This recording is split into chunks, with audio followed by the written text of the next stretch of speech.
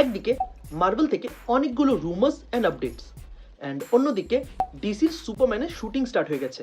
তাছাড়া অনেকগুলো new প্রজেক্টসের poster release, সাথে পপ কালচারের আরও অনেক আপডেটস।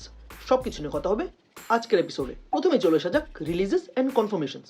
এখানে অল ওভার দ্য ওয়ার্ল্ড কিছু কান্ট্রিজের মধ্যে কুংফু পান্ডা পার্ট 4 রিলিজ হয়ে গেছে।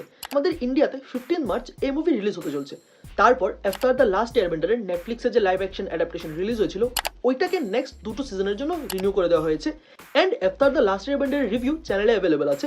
সো যদি কেউ দেখতে চাও, আমি ডিসক্রিপশনে লিঙ্ক দিয়ে দেবো, ওখান থেকে গিয়ে একবার চেক আউট করতে পারো। তারপর সোনি স্পাইডারম্যান ইউনিভার্স থেকে ম্যাডাম ওয়েবের দুটো actress Dakota Johnson and Sydney Sweeney madam ওয়েবের উপর রিয়াক্ট করেছে, যেখানে ডাকোটা জনসন তো এটা ক্লিয়ারলি বলে দিয়েছে that she is not going to B the part of this movie in future. এখানে সব থেকে দুঃখের ব্যাপার হচ্ছে এইটা যে এত একটা ভালো মুভির সিকুয়েল আমরা কখনোই দেখতে পাবো না। অ্যান্ড এর মানে এইটুকু তো কনফার্ম যে সোনি স্পাইডারম্যান ইউনিভার্স আবার লটকে গেছে। এখন চলে আসা যাক মার্ভেল। এখানে এই ইয়ার মার্ভেলের সব থেকে অ্যান্টিসিপেটেড মুভি ডেডপুল 3 বা ডেডপুল অ্যান্ড ভুলভারিনে আমরা অনেকগুলো ক্যামিও দেখতে চলেছি। এটাকে কনফার্ম করেছেন মুভির অ্যাক্টর করণ সোনি, যিনি ডেডপুল মুভিজে দোপেন্দ্রের ক্যারেক্টার প্লে করে থাকেন। অ্যান্ড ডিসি থেকে একটা আপডেট, যেখানে জেমস গান নিজের ইনস্টাগ্রাম পোস্টে এটা ক্লিয়ার করে দিয়েছেন সুপারম্যান মুভির একটা খুবই ইম্পর্টেন্ট পার্টের শুটিং কমপ্লিট হয়ে গেছে, যার নাম উনি দিয়েছেন fleeing to the fortress of solitude.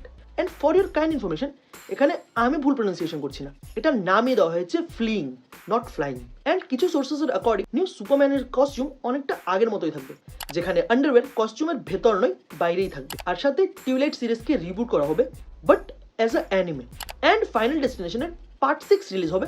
আর তোমরা যারা ফাইনাল ডেস্টিনেশনের ব্যাপারে জানো না, তোমাদের সিম্পল করে বলছি, ফাইনাল ডেস্টিনেশন হচ্ছে 90s কিড অ্যান্ড আমার মতো 2000 কিডসের জন্য একটা আলটিমেট নাইটমেয়ার। অ্যান্ড তা বাদেও অনেকগুলো পোস্টার্স রিলিজ করা হয়েছে, যার মধ্যে আছে Mad Max Furiosa, X Men 97, Godzilla x Kong, The Boys season 4, and সাথে অ্যামাজন প্রাইমের একটা new web series the fallout, যেখানে ফল আউটের অনেকগুলো পোস্টারের সাথে এর অফিসিয়াল ট্রেলারও রিলিজ করা হয়েছে। যখন ট্রেলার নিয়ে কথা হচ্ছে, ইনসাইড আউট 2 অ্যানিমেটেড মুভির অফিসিয়াল ট্রেলার রিলিজ করে দেওয়া হয়েছে। অ্যান্ড সাথে প্যারাসাইট অ্যানিমের লাইভ অ্যাকশন অ্যাডাপ্টেশন, যার কিছুদিন আগে একটা পোস্টার রিলিজ হয়েছিল, ওইটারও অফিসিয়াল ট্রেলার রিলিজ করে দেওয়া হয়েছে। এখন চলে আসা যে কিছু রুমার্সে, যেখানে মার্ভেল বা এমসিইউ থেকে দুটো বড় রিউমার্স উঠে আসছে।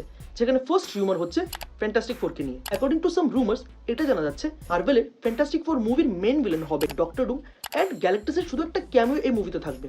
মানে এমসিইউতে গ্যালাক্টাসকে ওইভাবেই সেট আপ করা হবে যেমনটা থ্যানোসের সাথেও হয়েছিল। অ্যান্ড নেক্সট হচ্ছে উলভারিনকে নিয়ে। এখানে মার্ভেল স্টুডিওস হিউজ জ্যাকম্যানকে অফার করেছিল to be a part of Secret Wars. And according to some reports, Hugh Jackman এটা বলেছে that he'll only be the part of Secret Wars যদি সে টোবি ম্যাগুয়ারের Spiderman and Robert Downey Junior মানে Iron ম্যানের সাথে screen share করতে পারে। মানে সিম্পলি যেটা বোঝাই, ঘুরিয়ে ফিরিয়ে না বলা। তারপর চলে আসছে কিছু স্টেটমেন্টসের উপর, যেখানে ডিজনির হেড বব আইগার মার্ভেল ফ্যাটিকের উপর কথা বলেছেন, যেখানে উনি বলেছেন মার্ভেল ফ্যাটিক বলে অ্যাজ সাচ কিছু নেই। ফ্যান্স এখন ভালো স্টোরিজ চাইছে, যেটা at this point of time MCU deliver করতে পারছে না। এই কারণে ফ্যান্সরা জাস্ট মার্ভেল থেকে ডিসঅ্যাপয়েন্টেড। ডিজনি এই ব্যাপারে মার্ভেলের উপর কাজ করবেন। অ্যান্ড জ্যাক স্নাইডারের একটা খুবই কন্ট্রোভার্সিয়াল স্টেটমেন্ট, যেখানে ফার্স্ট উনি বলেছেন যে রেবেল মুন যেটা নেটফ্লিক্সে রিলিজ হয়েছিল, ওইটা বারবি থেকে বেশি কালেকশন করতো যদি ওইটা থিয়েট্রিক্যাল রিলিজ হতো। কারণ নেটফ্লিক্সে যে নাম্বার অফ অডিয়েন্স রেবেল মুনকে দেখেছে, ওইটা বারবির থিয়েটার গোয়িং অডিয়েন্স থেকে অনেক বেশি হতেও পারে। বাট এর পরের স্টেটমেন্ট অনেকটাই ননসেন্সিক্যাল ছিল, যেখানে জ্যাক স্নাইডার বলেছেন ব্যাটম্যানের নো কিলিং রুলের কোনো সেন্স নেই, অ্যান্ড সে ব্যাটম্যানের আরও একটা ডার্ক অ্যান্ড ব্রুটাল সাইড দেখাতে চেয়েছিল, where Batman actually kills bad guys. But seriously, Zack Snyder এখন ওই ওয়ান সাইডেড লাভারের মতো বিহেভ করছে, যার ক্রাশ এখন অন্যের সাথে happily married. Just move on bro. Lastly একটা স্যাড নিউজ, এই উইক ড্রাগন বল জির ক্রিয়েটর আকিরা তোরিয়ামা ফ্যান্সদের মধ্যে আর নেই। Rest in peace সেন্সেই, and thanks for inspiring a generation of G warriors. তো এই ছিল এই উইকের নিউজ অ্যান্ড আপডেটস। যদি আমার দ্বারা কোনো আপডেটস মিস হয়ে থাকে, তাহলে অবশ্যই let me no in the comments. যদি ভিডিও ভালো লেগে থাকে, তাহলে like and share this video with your pop culture nerd friends. Superhero, pop culture and anime related এমন নিউজ অ্যান্ড আপডেটস যদি প্রত্যেক উইক দেখতে চাও, তাহলে অবশ্যই সাবস্ক্রাইব করো। দেখা হচ্ছে next time. Till then, peace, be happy, by.